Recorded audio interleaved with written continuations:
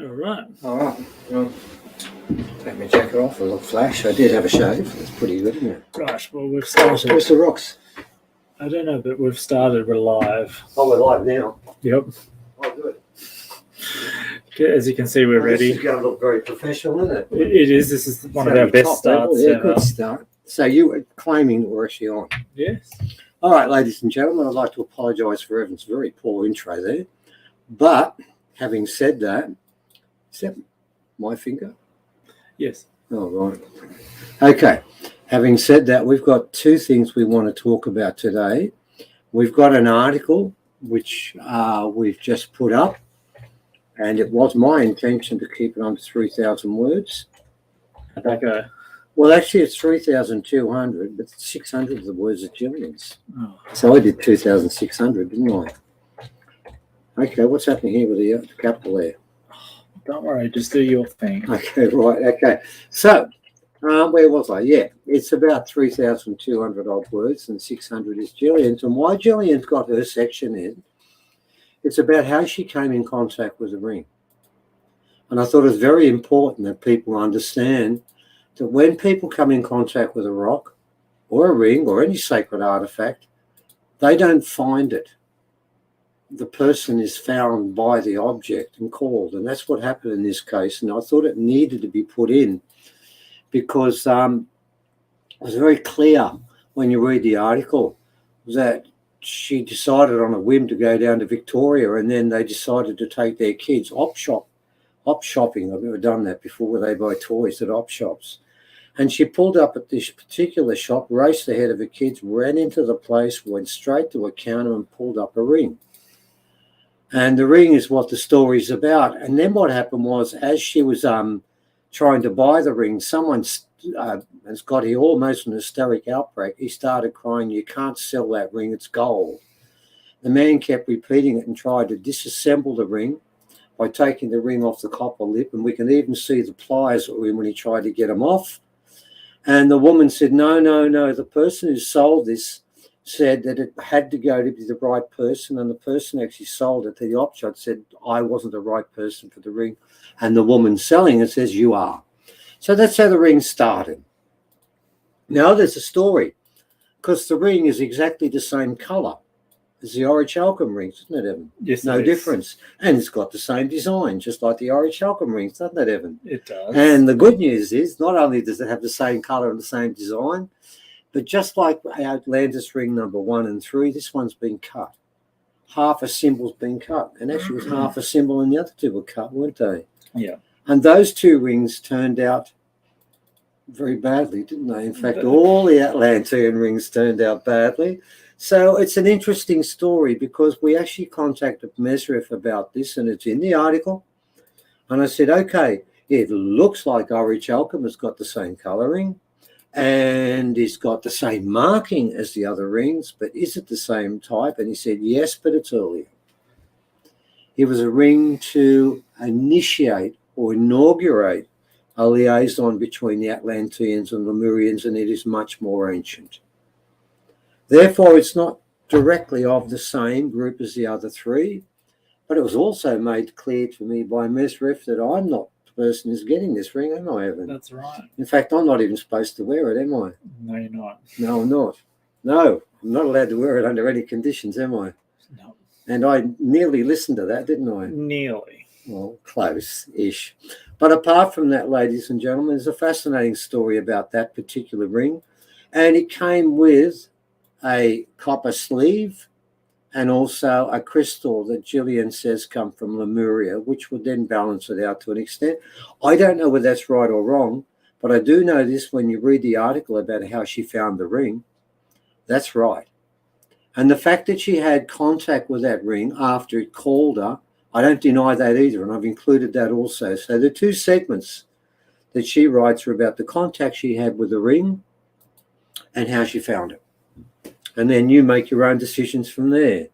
And that ring and the Lemurian crystal and the copper sleeve are staying with us. That was Jillian's decision, wasn't it, Evan? Yes. She made that clear. And yes, it can be used, and it will be staying with us for a while, won't it, Evan? Yep. Then it's on its way.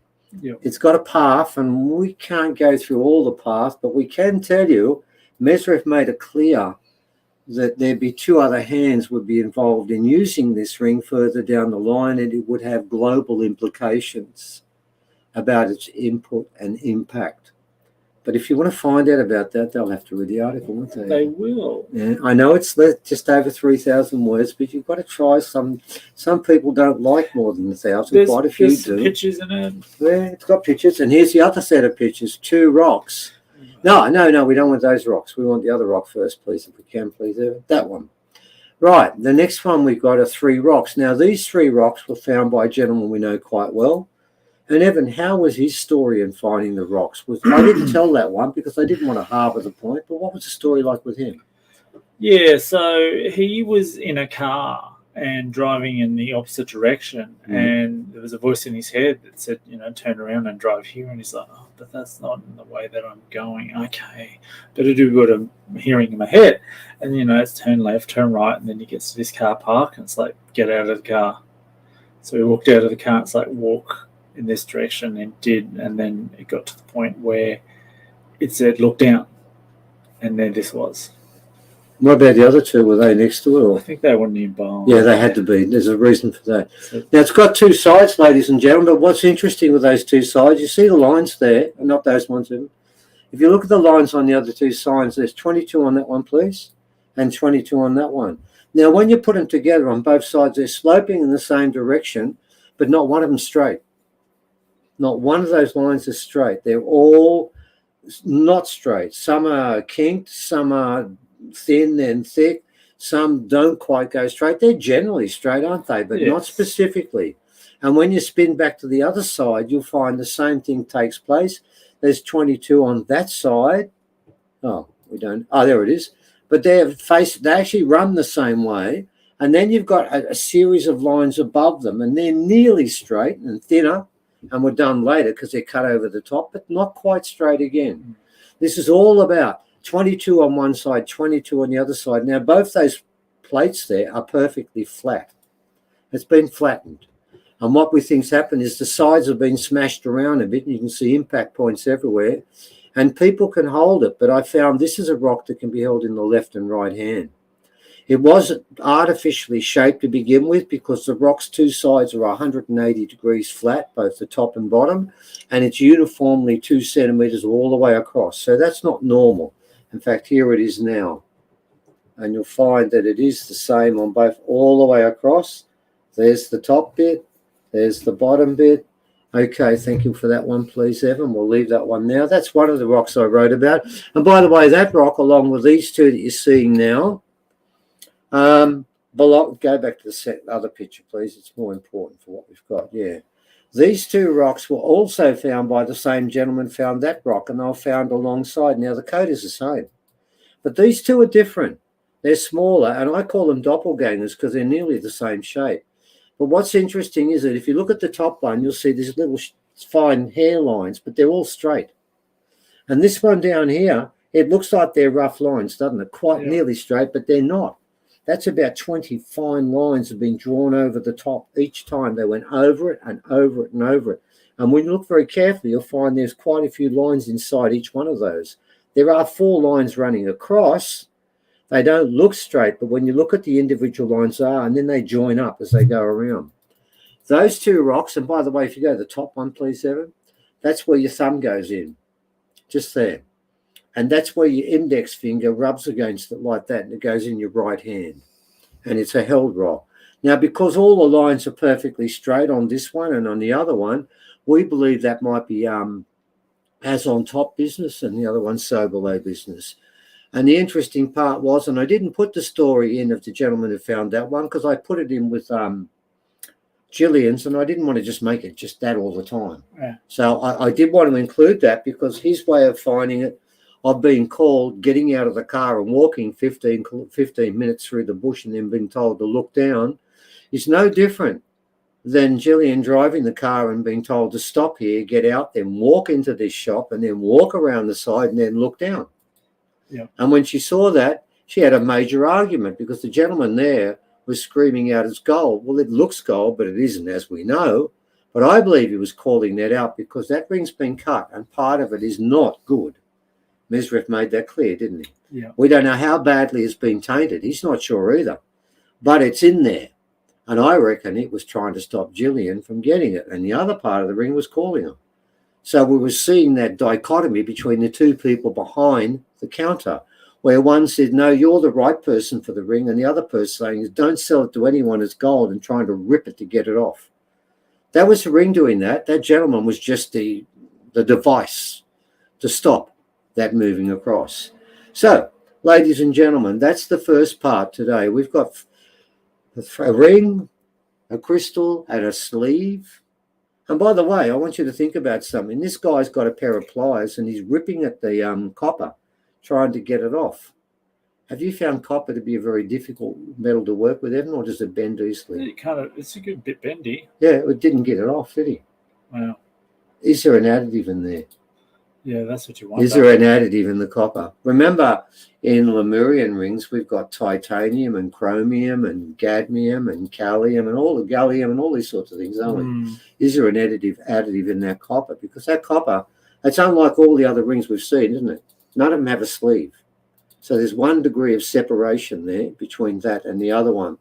And you can see where it's bent around that area there. It's been bent in a bit, but barely moved. And you keep wondering, is that just copper? By the way, that makes that ring wider than the other 3 Atlantean rings because it's got that copper sleeve inside. And the copper sleeve, and I'll show you now, just so that people think I'm not making up. We don't want that, do we? Can we come back to me? Yeah. Okay, and what we'll now do is I'll do exactly what Mesref said, which is not to put it on the finger. But you see when it's on the finger, it's really loose. And that makes this ring on top, that one there, much thicker, bigger diameter than the other ones. So, okay, now we've done that. And the second part of this is, ladies and gentlemen, now we've done the article. That's the good news. Now we talk about the bad news. Carry on. The carry-on hieroglyphs. The fact that the Darkingham Lands Council, along with the Gosford City Council and New South Wales government, have approved a subdivision on sacred land. And I think most people are aware of that and have probably picked up some of that information we've been sharing before. And if you haven't, we're going to be doing it again. Because what's happened is, we've given up on the site, haven't we, Evan? Yep. We just figured there's nothing that can be done. Nothing could be done. It couldn't be saved. There was nothing more we were going to do. And they are subdividing. And then all of a sudden, the Darkingham Land Council chairperson, Barry Duncan, made a statement. And that brought us back into the fray. And he said 2 things. One I found very offensive. He added that the grandmother tree is a fictitious thing used for tourism. It's a tree. We always called it a tree until Arnie Bev told us what it was, didn't we? We didn't know it was a grandmother tree. We didn't make that name up. Arnie Bev Spears gave us that name. She didn't make it up. She passed it on to us. The last ceremony she ever gave, which we've got film of, haven't we, Evan? We do. Was done where? Underneath the grandmother tree. When she smoked everyone and gave us permission to go in. And she told us every time we go in, we must give ceremony to the grandmother tree. And there's only been one occasion when people didn't give ceremony to the grandmother tree and we walked away from them. If you don't give ceremony to that tree, that's part of it. It was never made up for tourism. What Barry Duncan is saying is that Arnie Bev made it up. That Arnie Bev is lying about culture. It's strange, isn't it? When Gavin Duncan was working with Arnie Bev, he was talking about the grandmother tree being mystical and spiritual.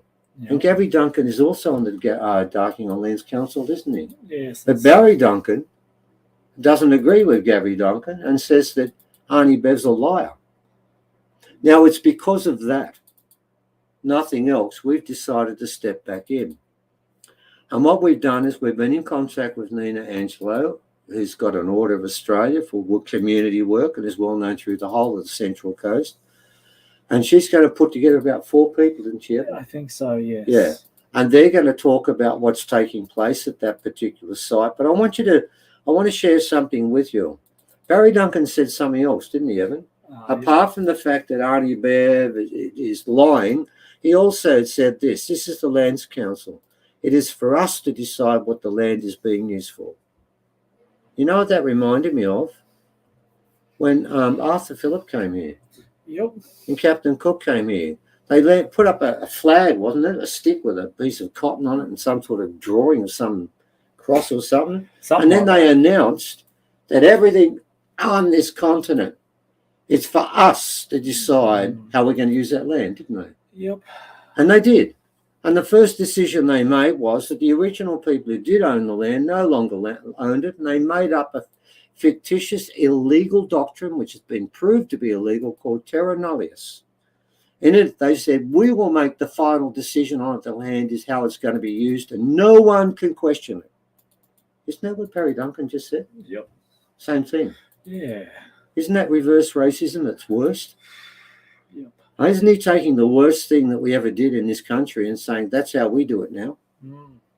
And then when he also makes the point that the last person, and you remember, Evan, the very first time we met Arnie Bev, we got into trouble, didn't we? Yeah. We did get into trouble. And you know what happened, ladies and gentlemen? Let me tell you what happened. A senior park ranger of the Brisbane Waters took us onto sites around the area. And he told us he was okay. He's going to do this. He's got permission and everything. We went with him. We went around for 2 days, didn't we? Then we found out later he'd never contacted the Darkingham. Nor had he contacted one person. And who was that person? Arnie Bev. And what happens if you don't contact Arnie Bev when you're doing anything on that site? You're in deep trouble, aren't you? Yeah. Well, Arnie Bev bailed us up and said, how dare you go on the country without asking permission off me? And all the elders were there, weren't they? Yep. Standing behind us saying, she's the one, she's the one. And we explained, we thought that had been done. We don't even know the place. We came here under the direction of the senior park ranger of Brisbane Waters, and it wasn't our fault. We had asked, and he said, no, it's all okay. We came after asking and knowing that all permission had been given, and it wasn't. Arnie Bev then went and saw John Gallard, didn't he? Yeah. And by the way, after that point, John Gallard wouldn't go near us with a 10-foot pole, refused to work with us anymore, and blamed us, didn't he? Yes. For telling Arnie Bev the truth. He told us, why didn't you say you went on your own? I said, because we didn't. Oh, you didn't need to dob me. And I said, mate, you were the one who took us there. In fact, at the end of the 2 days, he said to us, do you want to go to the Carry-On Cliffs, didn't he? Yeah. We said, oh, not really. No, and you insisted that we go. Now we're getting into trouble after we said no, and you insisted that we go and dragged us there, and you want us to take the blame? No way, mate, you can take it. Well, my point about that story is this. Who was the boss of all things archaeological in Darkingham land, Evan? Arnie Bev. Well, Barry Duncan is now. Apparently. And apparently, Arnie Bev made that up for tourism. Do you remember all the tours she took there where she charged money? Yeah. Do you remember any tour? No. No, well, hang on. Let me just think this through. Wait a second here. Tour is where you get the word tourism, isn't it? And she never took anyone on country ever and never made money out of it, but apparently it was done for tourism. Apparently. And Arnie Bev's the one who gave it the name, the grandmother tree that everyone knows. Yep. Well, that's why we need to have a chat about this, ladies and gentlemen, because there's a sacred site where the Darkingham Lands Council claimed to be the expert on that site, and they've called Arnie Bev a liar. That makes me think, are you an expert if you're going to make statements about people who've passed when everybody knows what she said is true? And there's a picture of her, and guess what's behind her, Evan? Is that the grandmother tree she's standing next to? Yeah. Oh, right. The same tree that she lied about. Oh, is that her giving ceremony at that same tree? Yep, and there's you. There's me, right. With your Rick Wakeman t-shirt. So my Rick Wakeman t-shirt. That is proof of life because you're into prog rock. That's right. And Shane, I thank you for your following of prog rock also. And that is a picture of a ceremony she took place at a sacred place. And that sacred place was the grandmother tree. Now we've been told, Evan, It's not sacred. No. Because Mr. Duncan, who's never been to the site, has never spoken to Arnie Bev, said that it isn't. Right. This is wrong.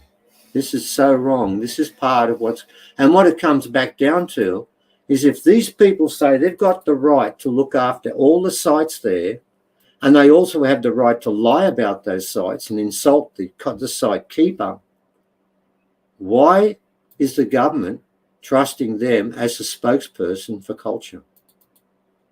We're going to talk about that.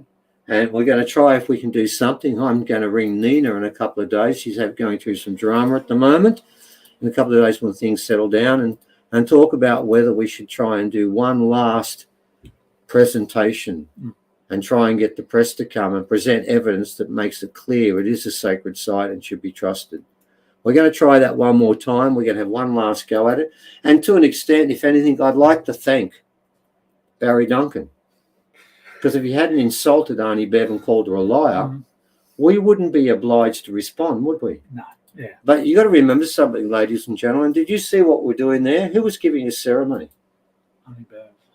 We're obliged to, aren't we? Now, if someone called Kano a liar, what would we have to do? Sit there and say nothing or respond? We'd have to respond. Well, Arnie Bev was our boss when it came to carry on, wasn't she? Yeah. Well, then we must respond. Yeah. So, ladies and gentlemen, we will be responding, and I will be reminding people that about 15 years ago, in the National Indigenous Times, I did then say that I regarded the Darkinong Lands Council as a blackfellas LJ hooker. And for those people who don't know, that's one of the biggest real estate companies in Australia. I want to make one last point. That was a prognostication and a prediction that Nostradamus would be proud of. Do you know why, Evan? Why? Guess who is the largest land developer on the central coast of New South Wales right now? Darkinong Lands Council. Oh, then they are a blackfellas LJ hooker, but I made a mistake. Better than. Right. They're doing better than LJ Hooker or AV Jennings or any of them. They are the boss of land developers on the central coast of New South Wales. And as they said, they will do with that land as they see fit, and nobody has the right to question it. So, ladies and gentlemen, please think about joining us for our online conference and ask others to join us. If you're not in Australia, please, we'll just have a look and see what happens to one of the most sacred sites in Australia. I mean, for God's sake, the oldest inland site in Australia is Yukon Gorge. What did we do to that one, Evan? Blew it up. Blew it up. So right. The Gympie Pyramid, largest pyramid in Australia, what do they do? Put a road through it.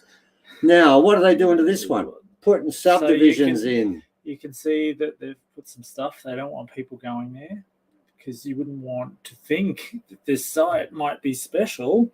Therefore, let's keep people out. They put that wiring across there. They have, yeah. They're trying everything they can to stop people to go to that site. I don't know what's going on underneath here. The blue? Yeah. No, I don't either. But anyway, council would have done that too, mate. They do those sort of things. They put a psychic curse on it. Yeah.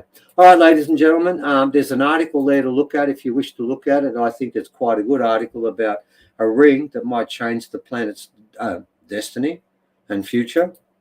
And I won't be part of it. I've been told to keep away from it. It's got nothing to do with me. So thank you very much, Mesrith. And secondly, about a presentation that about 3 weeks ago we weren't putting on, were we? Even 2 weeks ago we weren't doing it. Yeah, I didn't know. That's all about Barry, isn't it? We've got to thank you, Barry Duncan, for making 2 comments. One, that we're going to behave like Arthur Phillip and the Invaders, and number 2, Arnie Bev's a liar. Thanks for that, mate. I think we'll join in and see what we can go with that. Yeah. If it wasn't for you, Barry, we wouldn't be doing this. So don't complain and whinge about what we're doing. If you had said nothing and just continued the subdivision and not insulted Arnie Bev, we would have sat back and said, well, what can you do? But there is something to do because someone's been insulted.